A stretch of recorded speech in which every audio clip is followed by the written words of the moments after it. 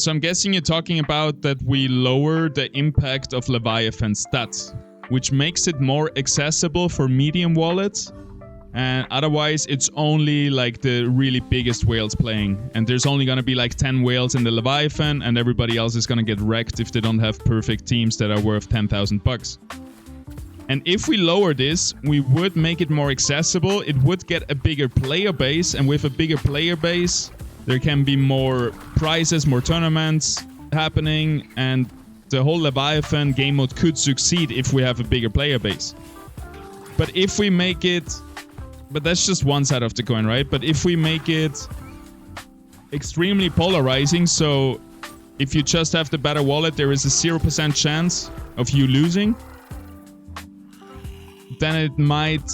A lot of people might say, well, I don't have that money, so I cannot compete, so I will never go in there. And then Leviathan, the whole game mode dies because nobody plays it except like 5 people. That's one side of the coin.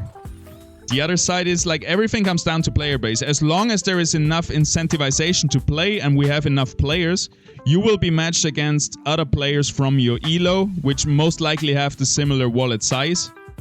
Which then means it doesn't matter how strong the difference is between the Illuvials, because you're gonna be matched versus people who have similar Illuvials like you, right? So as long as we have a big enough player base, I think it's not a problem if the stats are very polarizing. But if they are too polarizing and there's not enough incentivization, it could be like a downward spiral, like a vicious circle, where nobody plays it. That makes sense. Like as long as you can see a chance of you succeeding in there, it's alright. But if nobody except decks with 20,000 bucks can succeed, then maybe nobody's playing it. So as long as it all depends on the start of it, right? If the first season goes good, we have a lot of players, you'll be matched in your elo, you'll be gold, silver, platinum, diamond, and diamond is gonna be the big whales, and you're never gonna face against the big whales with your medium wallet in gold, then it's all good. But if you constantly getting wrecked by the big whales because there's not enough players and gold is gonna get matched up versus the best wallets in the game, then it kinda sucks. If that makes sense. We talked a lot about it yesterday in the council meeting. We had a 4.5 hour meeting.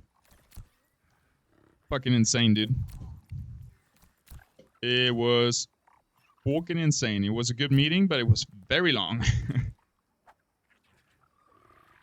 Alright, I do like our setup pretty well here.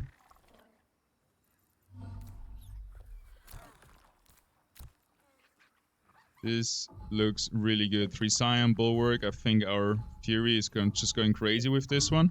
And this augment is amazing. This opens up the... Either we go stay with Fury, try to get a Scoriox, or we can go into a Phosphorus or a Forus. A Forus can win, can be first place with this augment as well. So now we can really enjoy our win streak.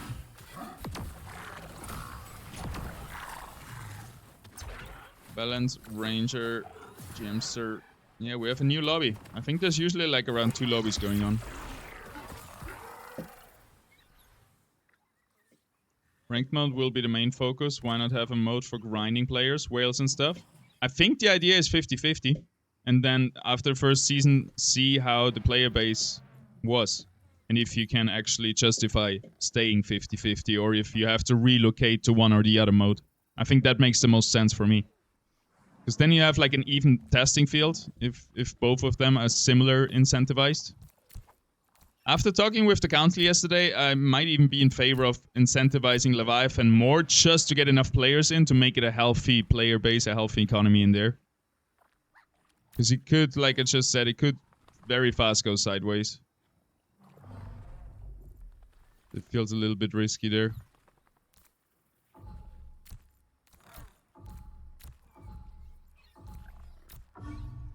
Maybe I just screwed up my Fury by putting him on the outside.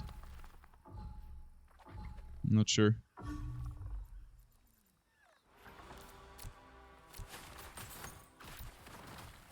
Should probably get a wink. But now we need somehow 3 gold if we win. Fish is dead. Fury is still good. Oh no.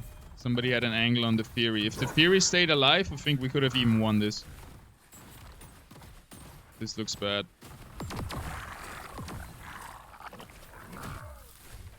Alright, fair enough. But this means we gotta get our economy up. Sell you. Sell you. And yeah, something like that. Dude, the hours fly by. I know every time an hour passes because of the music, I wouldn't notice in the game, but yeah. I guess a game, like a full game loop, is like 1 hour. All killer, no filler. That sounds good.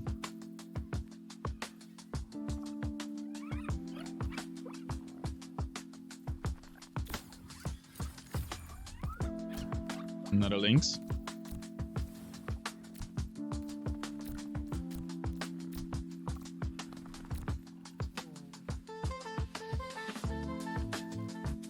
I'm not sure if I would want to give this to Scoriox.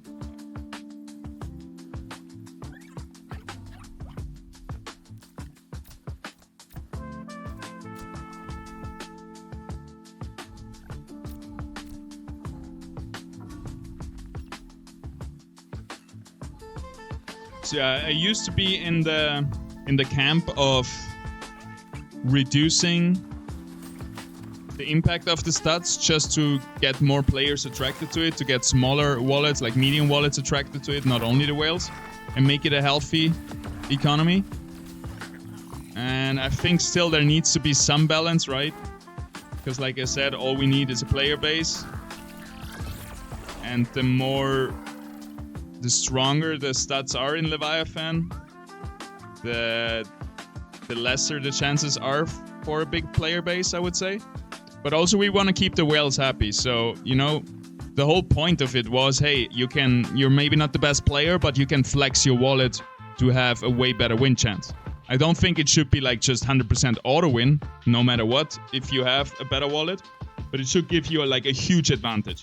So we need to still have this huge advantage to make our investors, our Web3 whales happy.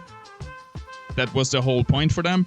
But we also need to, you know, not be too extreme to give medium wallets a chance, especially in the early. Again, if the player base is big enough, it doesn't matter. You're going to get matched versus similar wallets. But I think if we balance the stats a little bit, it would help our chances of getting a bigger player base, if that makes sense. But yeah, it's hard.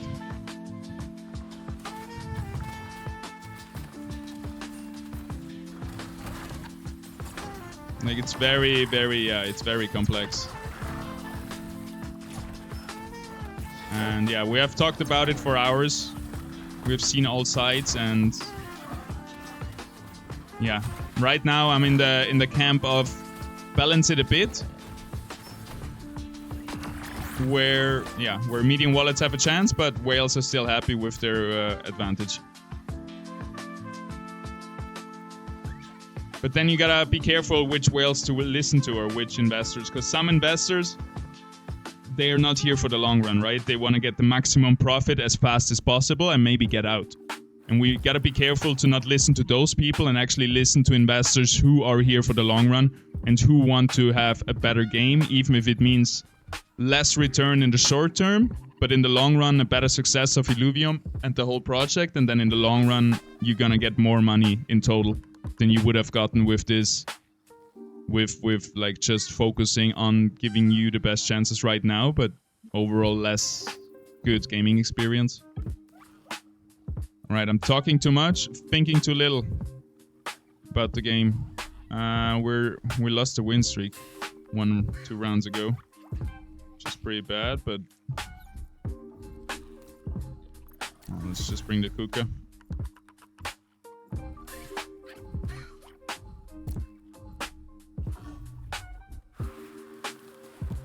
I'm still not sure if I want to go Scion or Fighter. I think it doesn't matter for now. We're gonna keep this guy.